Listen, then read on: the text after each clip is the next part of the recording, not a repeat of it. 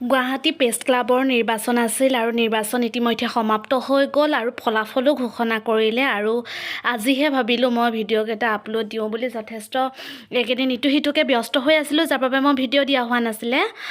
তাৰপাছত ভাবিলোঁ আজি যিহেতু টুকুৰা টুকুৰকৈ ভিডিঅ' কৰি ৰাখিছিলোঁ, মই আপোনালোকক আগত ভিডিঅ'খিনি আপলোড কৰোঁ বুলিয়ে ভাবিলোঁ। আৰু যিহেতু সকলোবোৰ এনেদৰে একত্ৰিত হোৱা হৈছিল আৰু যিহেতু প্ৰতিটো সংবাদ প্ৰতিষ্ঠানৰ পৰা সকলোৱে আহি পেলাই ভোটসমূহ দিছিলে আৰু যিসকল প্ৰাৰ্থী আছিলে প্ৰাৰ্থীসকল এনেদৰে সকলোৱে ভোটৰ দিনাখন যিদিনাখন ভোট প্ৰদান কৰা হৈছিল সকলো এনেদৰে আছিলে। আৰু প্ৰথমবাৰৰ বাবে ময়ো এইবাৰ ভোট দিছোঁ গুৱাহাটী প্ৰেছ ক্লাবৰ সদস্য হৈ।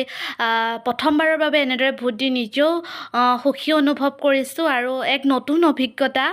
আৰু যিহেতু মই সমৰ্থন কৰিছিলোঁ, আমাৰ অফিচৰ পৰা এবাৰ উঠিছিলে দিলৱাৰ হুছেইন মজুমদাৰ আৰু দিলৱাৰ দাক সমৰ্থন কৰিছিলোঁ আৰু এনেদৰেই সম্পন্ন হ'ল গুৱাহাটী প্ৰেছ ক্লাবৰ নিৰ্বাচন আৰু নিৰ্বাচনৰ ফলাফলো ঘোষণা কৰিলে। আৰু যিসকল প্ৰাৰ্থী জয়ী হ'ল সকলোকে মোৰ ফালৰ পৰা শুভেচ্ছা। ইতিমধ্যে আজি শপত গ্ৰহণ কৰা হ'ল, নতুন কমিটিয়ে শপত গ্ৰহণ কৰিলে। পিছে একদম বিশেষ দিন, যিহেতু আমাৰ ইয়াত দেখিছে আমাৰ অকণমানি কষ্টেণ্টৰ পৰিয়ালটো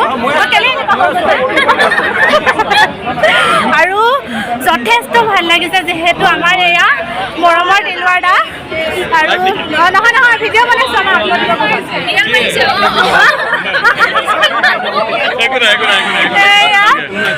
একদম আমাৰ দিলৱাৰ দা আৰু আমি গ্ৰুপত দিবলৈ আমাৰ কষ্টেণ্টৰ গ্ৰুপত দিবলৈ আমাৰ অৰূপ দা মোবাইলটো ভালে অহা নাই।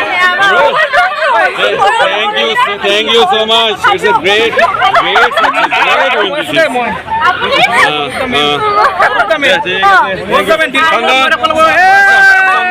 আজি শপত গ্ৰহণ কৰা মুহূৰ্তৰ এয়া আমাৰ দিলৱাৰ দাই শপত গ্ৰহণ কৰিলে সহকাৰী সাধাৰণ সম্পাদক ৰূপে। আৰু এয়াই আছিলে গুৱাহাটী প্ৰেছ ক্লাবৰ নিৰ্বাচন সুকলমে অনুষ্ঠিত হ'ল। কেম্পেইনিং কৰিবলৈ গৈছিলোঁ, খুব ভাল লগা পৰিৱেশ আছিলে সেইকেইদিন। আৰু আজি শেষত দিলৱাৰ দাই শপত গ্ৰহণ কৰিলে আৰু সকলোৱে শপত গ্ৰহণ কৰিছে। সকলোকে আন্তৰিক শুভেচ্ছা জনাইছোঁ মোৰ ফালৰ পৰা।